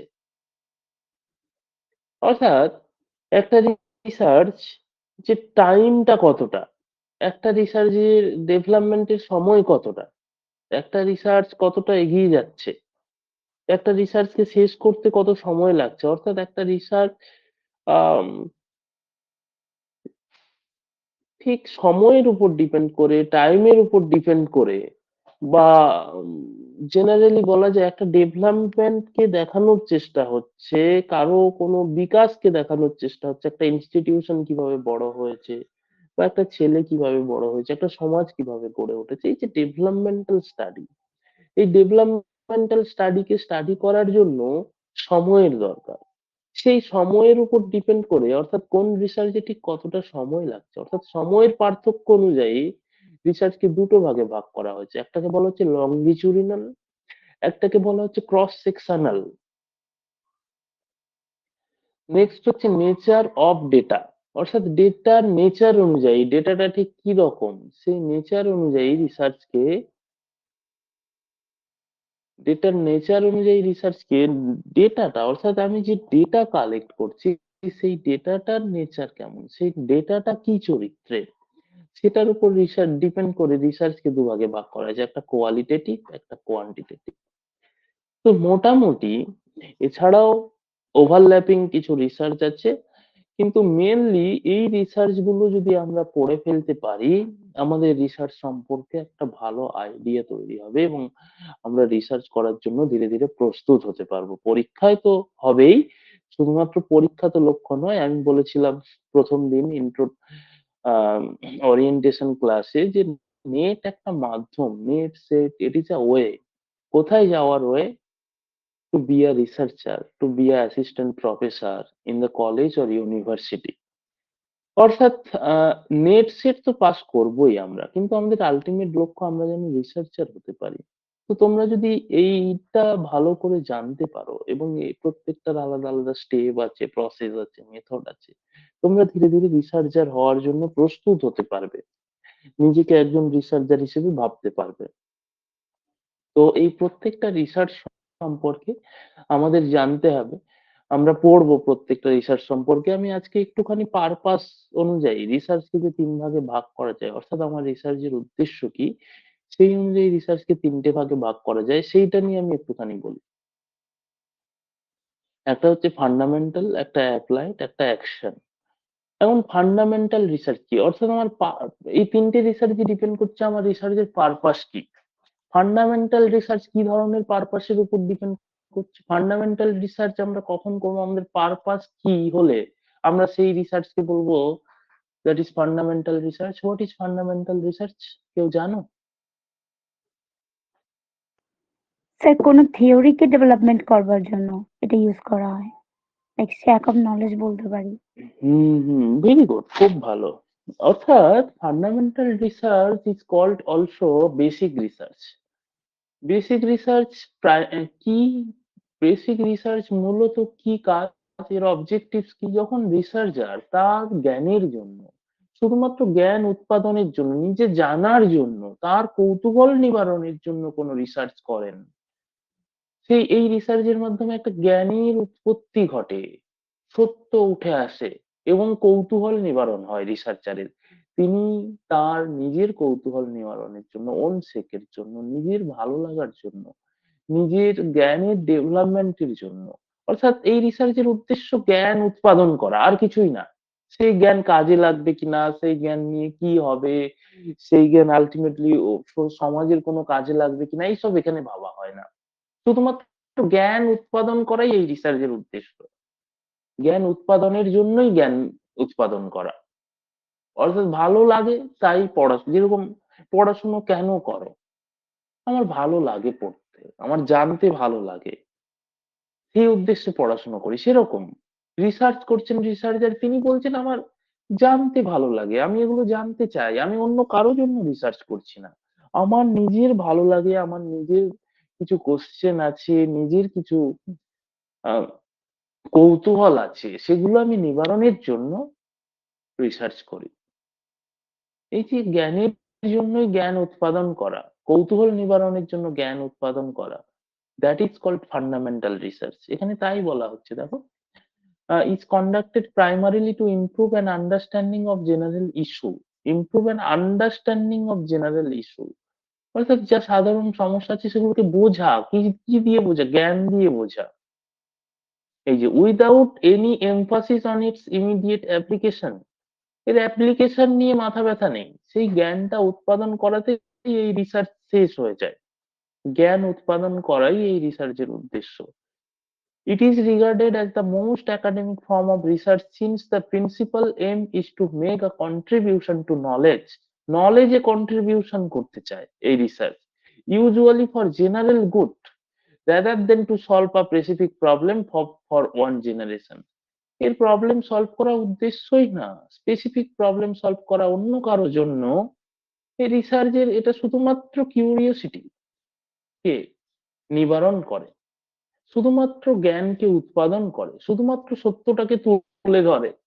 সেই সত্য জেনে কারো লাভ হতে পারে, কারো ক্ষতি হতে পারে, সেই সত্য জানলে কেউ বিরক্ত হতে পারে, কেউ আনন্দিত হতে পারে, সেই নিয়ে কোনো মাথা ব্যথা নেই রিসার্চারের। সত্য যেটা সেটা তিনি তুলে ধরছেন, সেটাকেই বলা হচ্ছে ফান্ডামেন্টাল রিসার্চ। নেক্সট হচ্ছে অ্যাপ্লাইড রিসার্চ। অ্যাপ্লাইড রিসার্চের অবজেক্টিভস কি? আমরা এই তিনটে রিসার্চ পড়ছি, classification based on their objectives, তাদের উদ্দেশ্য, classification based on their purpose of the research. সেই অনুযায়ী রিসার্চকে আমরা বললাম তিনটে ভাগে ভাগ করা যায়, ফান্ডামেন্টাল, অ্যাপ্লাইড, অ্যাকশন। তো ফান্ডামেন্টাল রিসার্চের পারপাস আমরা জানলাম, ডেভেলপমেন্ট অফ নলেজ। নেক্সট হচ্ছে applied research. What is applied research?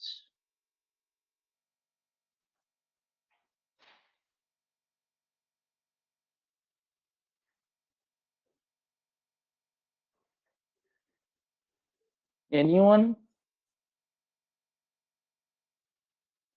যে রিসার্চটা অ্যাপ্লাইড মানে প্রয়োগ করা যায় আর কি, এরকম।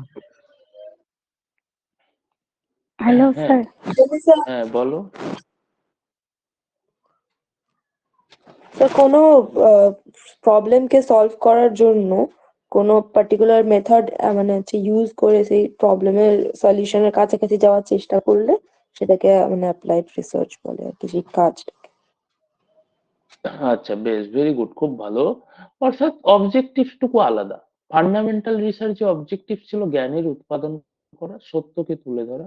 অ্যাপ্লাইড রিসার্চে এই অবজেক্টিভস নয়, অ্যাপ্লাইড রিসার্চের অবজেক্টিভস অনেকটা প্র্যাগমাটিক। প্র্যাগমাটিক মানে কি? প্রায়োগিক। অর্থাৎ সোসাইটিতে কি সমস্যা রয়েছে, দেশে কি সমস্যা রয়েছে, রাজ্যে কি সমস্যা রয়েছে, সেই সমস্যাটাকে আমরা সমাধান করব থ্রু রিসার্চ। অর্থাৎ একটা বৃহত্তর জগতে কোনো একটা প্রবলেম এক্সিস্ট করছে, কোনো একটা প্রবলেম রয়েছে, সেই প্রবলেমটা আইডেন্টিফাই করা এবং সেই প্রবলেমের সমাধান করা, যেটাতে প্রচুর মানুষের সমস্যা সমাধান হবে, শুধুমাত্র রিসার্চারের নয়।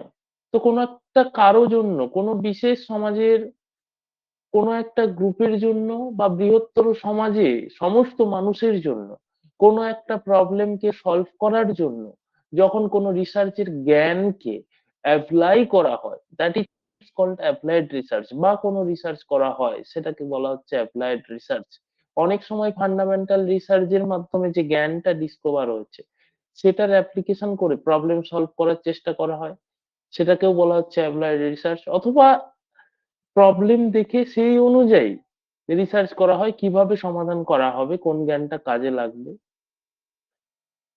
সেগুলো অ্যাপ্লাই করে সমাধান করার চেষ্টা করা হয়। Applied research is applied research মূলত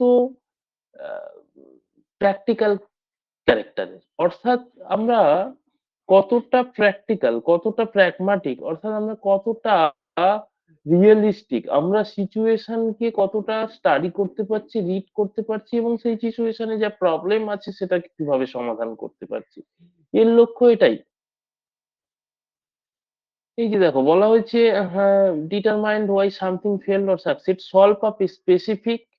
solve a specific pragmatic problem related to product development or to gain better understanding, examines a specific set of circumstances, and its ultimate goal is relating the result to a particular situation. That is, applied research uses the data directly for real world application. অর্থাৎ real ওয়ার্ল্ডে যা problem রয়েছে, real ওয়ার্ল্ডে যা, সেখানে নলেজটাকে apply করা এবং human লাইফকে better করা, সোসাইটিকে বেটার করা, that is the purpose of applied research. Applied research fundamental research ঠিক এই জায়গায় আলাদা। আচ্ছা, নেক্সট হচ্ছে action research. What is action research? আমরা ফান্ডামেন্টাল এবং অ্যাপ্লাইড রিসার্চ সম্পর্কে তো জানলাম। Now what is action research? Action রিসার্চটা ঠিক কি?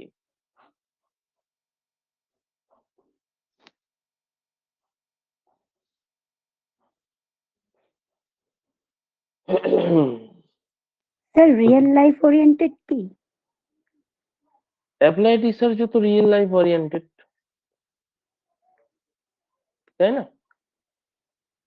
স্যার ক্লাসরুম ওরিয়েন্টেড, লাইক কোনো প্রবলেম ক্লাসরুমে ক্রিয়েট হলো তো সেটা সলভ করবার জন্য।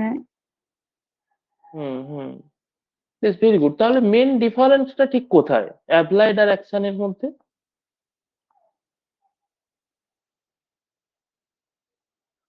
এনিওয়ান?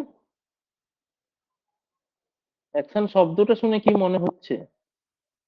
অ্যাকশন শব্দটা শুনে মনে হচ্ছে something immediate. Action, Yes, sir. Action এসছে from the words act. Immediate act করতে হবে, কিছু অ্যাকশন নিতে হবে, বসে থাকলে হবে না, এখনই। তো অ্যাপ্লাইড রিসার্চে আমরা একটা বড় সমস্যার সমাধান করতে চাইছি সোসাইটিতে, যেটার জন্য সময় লাগছে।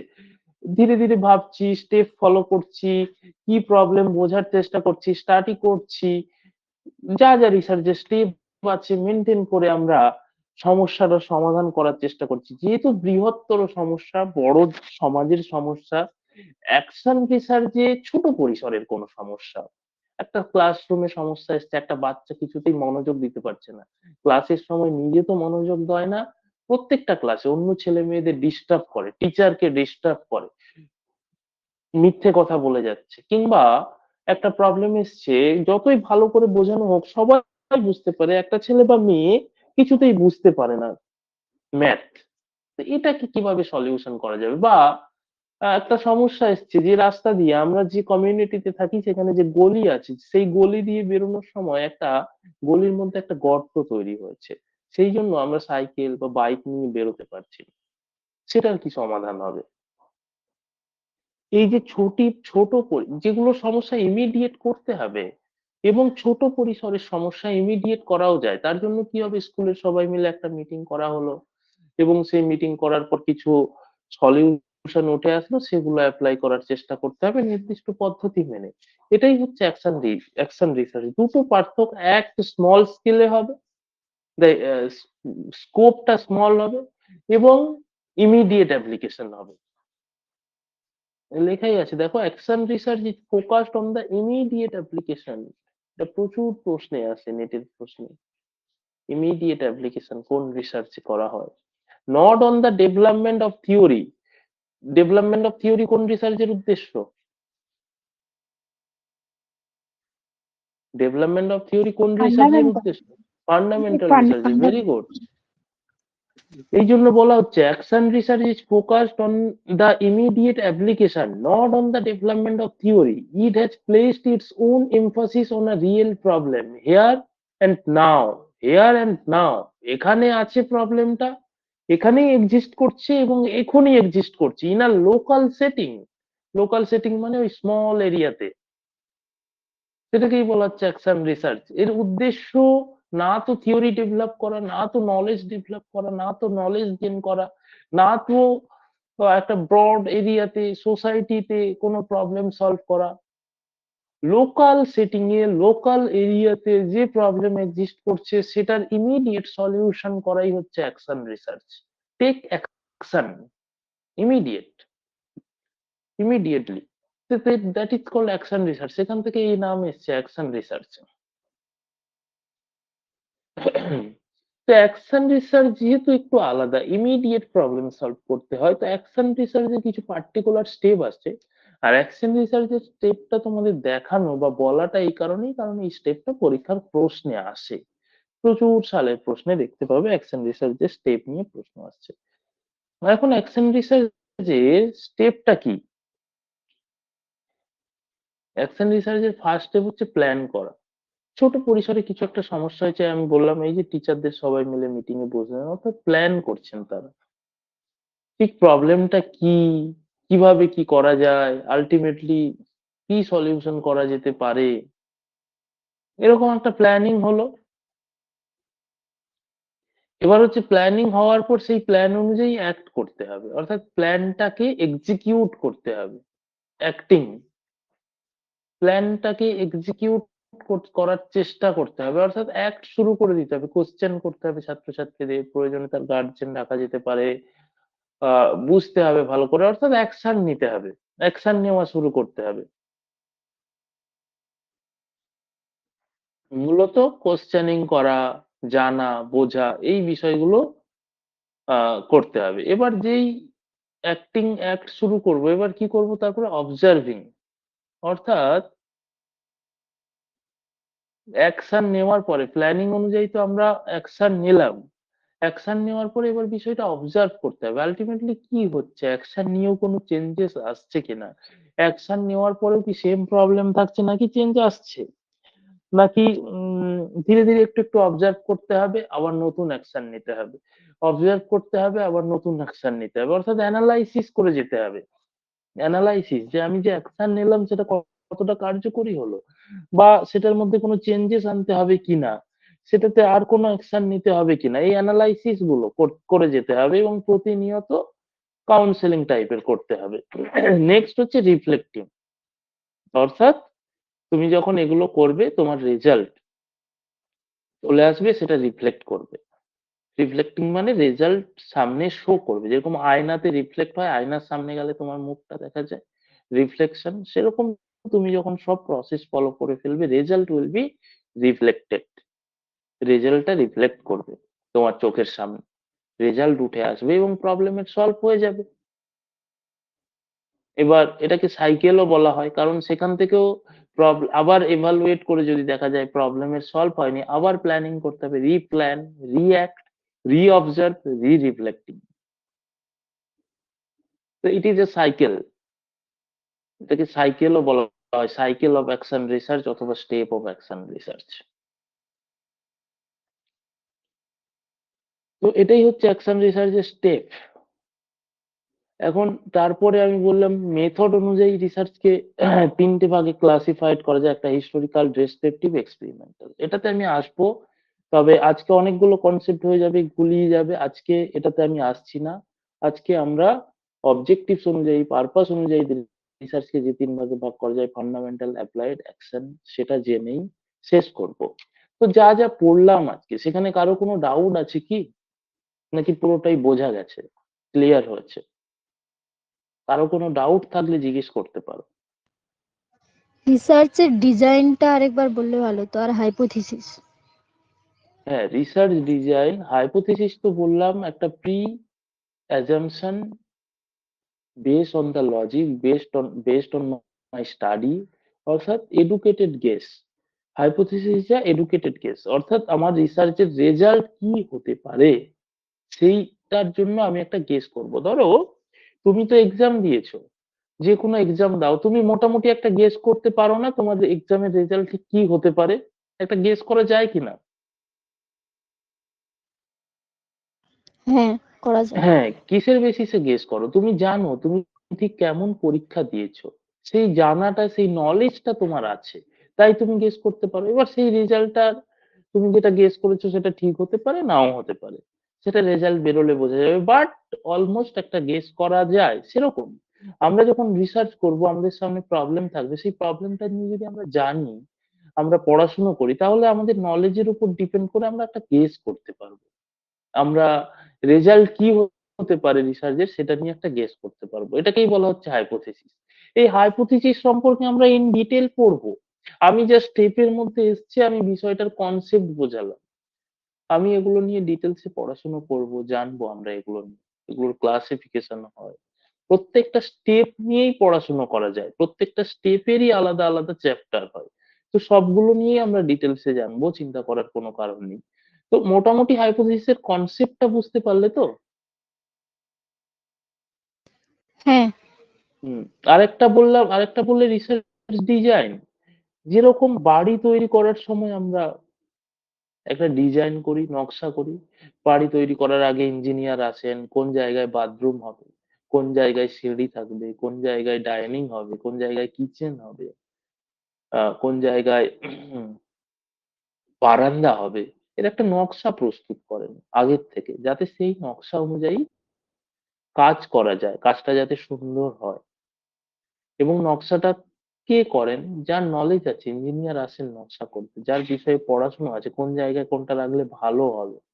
সেরকম রিসার্চ করার জন্য একটা নকশা করে নিতে হয়, ঠিক কি মেথড আমি ফলো করব, কাদের কাছ থেকে ডেটা নেব, কি ধরনের ডেটা নেব, কি ধরনের টুল ব্যবহার করব, কি ধরনের টেকনিক ব্যবহার করব, কি ধরনের কোশ্চেনিয়ারি হবে, আহ আমার ঠিক কোশ্চেনিয়ারিতে কি কি বিষয়গুলো থাকবে, কারা আমার স্যাম্পল হবে, কতটা জেনারেলাইজ করা যেতে পারে, এই বিষয়গুলো নিয়ে একটা প্ল্যানিং করে নিতে হয়। Research design is nothing but a planning about the research. যেরকম বাড়ির ডিজাইন মানে কি, বাড়ি তৈরির একটা প্ল্যানিং করা, কোন জায়গায় কোনটা থাকবে, পরিকল্পনা করে নেওয়া। সেরকম research design is nothing but a planning of the research. রিসার্চটা ঠিক কিভাবে এগোবে, কোন পথে এগোবে, কি কি করতে হবে, তার একটা ডিজাইন করে নেওয়া। এটা কারা করবেন? যিনি জানবেন, যার নলেজ থাকবে রিসার্চ সম্পর্কে, যিনি রিসার্চ করবেন তিনি, এবং প্রয়োজনে যিনি এক্সপার্ট তিনি একজন এক্সপার্টের কাছে যাবেন। এই জন্য গাইড দেওয়া হয়, রিসার্চ গাইড একজন স্যারের আন্ডারে থেকে করতে হয়, যিনি এক্সপার্ট তার আন্ডারে থেকে তিনি গাইড করবেন, তিনি হেল্প করবেন, তাহলেই রিসার্চটা ত্রুটি মুক্ত হবে। তো এটাই রিসার্চ ডিজাইন। এগুলো নিয়ে আমরা ডিটেলসে পড়বো যখন প্রত্যেকটা স্টেপ আলাদা আলাদা করে পড়বো। ঠিক আছে? মোটামুটি যেটুকু জানতে চেয়েছিলে ক্লিয়ার হয়েছে তো? হ্যাঁ। বেশ, থ্যাংক ইউ ভেরি মাচ। আচ্ছা, আজকে তাহলে ছাড়ছি সবাইকে। Hello sir. Hello sir. হ্যাঁ, বলো বলো। স্যার বলছি ওই রিসার্চ থিসিস পেপারের পরে একটা চ্যাপ্টার থাকে অ্যাপেন্ডিক্স বলে, ওটা কি কি জন্য থাকে? অ্যাপেন্ডিক্স মানে তুমি অতিরিক্ত কি দিতে চাইছো? তোমার থিসিস তো হয়ে গেছে, এরপরেও তুমি কি কি সংযোজন করতে চাইছো? তোমার আর এক্সট্রা কিছু কি দেওয়ার আছে? সেটা তুমি দিয়ে দিতে পারো। তুমি ধরো কোথাও গিয়েছিলে ফিল্ড সার্ভে করতে, সেখানে একটা ছবি তুলেছো, সেটা তুমি দেখাতে চাইছো প্রুফ হিসেবে। তুমি কোথাও কোনো স্কুলে গেছিলে, প্রিন্সিপালের সঙ্গে কথা বলতে, ডেটা কালেক্ট করতে, ইন্টারভিউ নিতে, সেখান থেকে অনেক প্রিন্সিপালের কাছ থেকে একটা লেটার নিয়ে এসেছো যে তুমি তার সাথে মিট করেছো, সেটা তুমি দিয়ে দিলে। তো এই ধরনের অতিরিক্ত বিষয়গুলো যদি সংযোজন করতে চাও, দিতে চাও, সেগুলো শেষে দিতে পারো, যেগুলো থিসিসের মধ্যে দেওয়া যায় না। কারণ থিসিসের তো একটা সিস্টেম আছে, একটা স্টেপ আছে, সেই স্টেপটা ব্রেক করে যাবে। যেগুলো দেখাতে পারলে ভালো, থিসিসের সঙ্গে সাধ নেই, কিন্তু প্রুফ হিসেবে তোমার রিসার্চটা যে ভ্যালিড, সেটার জন্য তুমি ফলো করতে পারো, সেটার জন্য তুমি সেগুলো দেখাতে পারো। তো এগুলো আমরা সবই জানবো ধীরে ধীরে, পুরো বিষয়টা আমরা জানবো যখন রিসার্চ শেষ করবো। এই তো আজকে আমরা পড়া শুরু করলাম।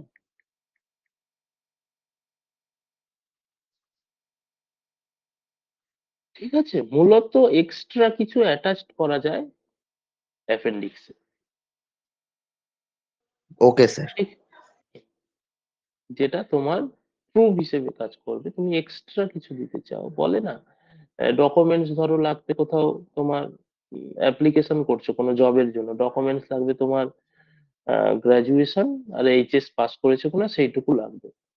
এবার তোমাকে বললাম তুমি যদি এক্সট্রা কিছু দিতে চাও অ্যাটাচ করে দিতে পারো শেষে।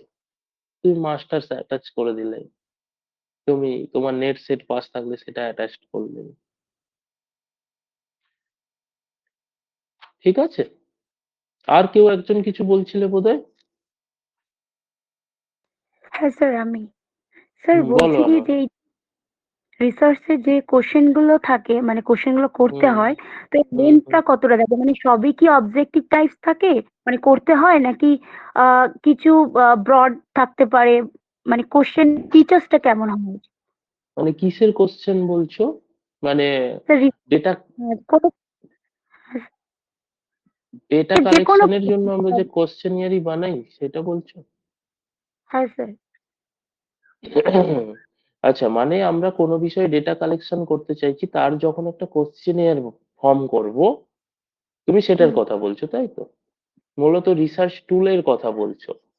তো দেখো, এটা হচ্ছে তুমি কি ধরনের অ্যান্সার নিতে চাইছো। তুমি যদি কোয়ান্টিটেটিভ রিসার্চ করো, তোমার কোশ্চেনিয়ার অবজেক্টিভ টাইপ হতে হবে, যেই অবজেক্টিভ টাইপ গুলোকে তুমি মার্ক করতে পারবে, যেখানে তুমি 1 2 3, যেহেতু কোয়ান্টিটেটিভ রিসার্চ করছো, তোমাকে অ্যান্সার গুলোকে কোয়ান্টিফাই করতে হবে।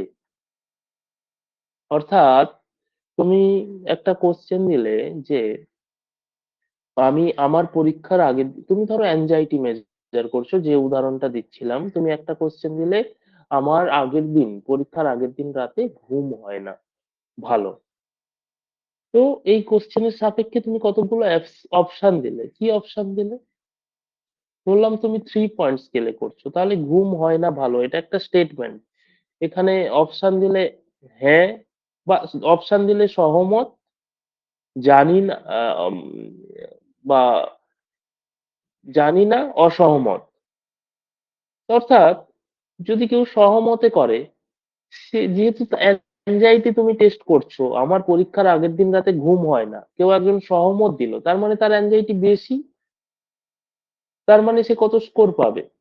সে 3 পাবে। 3 পয়েন্ট স্কেলে কোশ্চেন হচ্ছে, যে জানি না অ্যান্সার দিল সে 2 পাবে, যে অসহমত তার অ্যাংজাইটি কম, অর্থাৎ তার ঘুম হয়, সে 1 পাবে। এই যে তুমি 1 2 3 করে কোয়ান্টিফাই করে দিলে, কিছু নাম্বার পেলে, যেগুলোর ক্যালকুলেশন করে তুমি রেজাল্ট বের করতে পারবে। তো কোয়ান্টিটেটিভ রিসার্চ হলে তোমাকে এমন ভাবে কোশ্চেন ফর্ম করতে হবে অবজেক্টিভ টাইপ, যেখানে তুমি মার্কিং করতে পারবে। তাহলে তো কোয়ান্টিটেটিভ রিসার্চ হবে না। অন্যদিকে যদি তুমি কোয়ালিটেটিভ রিসার্চ করতে চাও, অর্থাৎ কারো মতামত জানতে চাও, ইন্টারভিউ নিতে চাও, আচ্ছা স্কুল কারিকুলামে সেক্স এডুকেশন রাখা উচিত কি উচিত নয়, এটা নিয়ে তুমি টিচারদের মতামত নিচ্ছ, এডুকেশনাল এক্সপার্টদের মতামত নিচ্ছ, সেখানে তুমি ব্রড কোশ্চেন, তাদের মতামত দেওয়ার জন্য ওপেন এন্ডেড কোশ্চেন করবে। কোয়ান্টিটেটিভ স্টাডির ক্ষেত্রে জেনারেলি ক্লোজ এন্ডেড কোশ্চেন করা হয়, কোয়ালিটেটিভ স্টাডির ক্ষেত্রে ওপেন এন্ডেড কোশ্চেন করা হয়, কারণ সেখানে আমার মার্কিং করার, নাম্বার দেওয়ার প্রয়োজন পড়ছে না। সেখানে আমি তার মতামতটাকে অ্যানালাইসিস করে একটা রেজাল্ট তুলে ধরবো, কি বেশিরভাগ জন কি চাইছেন, তাদের মতামত কি, সেটাকে ডিসক্রাইব করব, সেটাকে এক্সপ্লেন করব, এবং তার মাধ্যমে একটা অ্যান্সার তুলে ধরবো। তো সেখানে ওপেন এন্ডেড কোশ্চেন দেওয়া যায়। কিংবা তুমি ইন্টারভিউ গিয়েও নিতে পারো, সামনাসামনি বসে জিজ্ঞেস করতে পারো, টেপ রেকর্ডারে রেকর্ডিং করতে পারো। এগুলো কোয়ালিটেটিভ রিসার্চে করা যায়। বোঝাতে পারলাম কি তোমার কোশ্চেনের অ্যান্সার? হ্যাঁ sir, thank you. Okay, thank you. আর কারো কিছু কোশ্চেন নিশ্চয়ই নেই? আমরা রিসার্চের ক্লাস আরো করব, এটা শুরু। আহ নিশ্চয়ই তখন আরো কোশ্চেন আসলে আরো আমরা আলোচনা করব, প্র্যাকটিক্যাল ওরিয়েন্টেড আলোচনাই করব, রিসার্চে কিভাবে করবে। আলটিমেটলি পরীক্ষায় পাশ করা, আমি আবারও বলছি, একটা মাধ্যম। আলটিমেটলি তো আমাদের প্র্যাকটিক্যাল ফিল্ডে নামতে হবে, তো আমরা আলোচনাটা প্র্যাকটিক্যাল করব, রিয়ালিস্টিক করব, শুধু বইয়ের মধ্যে মুখস্থ করার মধ্যে, পড়ার মধ্যে সীমাবদ্ধ রাখবো না। ভালো লাগলো তোমরা পার্টিসিপেট করছো, প্র্যাকটিক্যাল কোশ্চেন জিজ্ঞেস করছো, তো এরকম ইন্টারাকশন করলে পড়াতে আরো ভালো লাগবে। ওকে, থ্যাংক ইউ সো মাচ। আজকে তাহলে ছেড়ে দিই।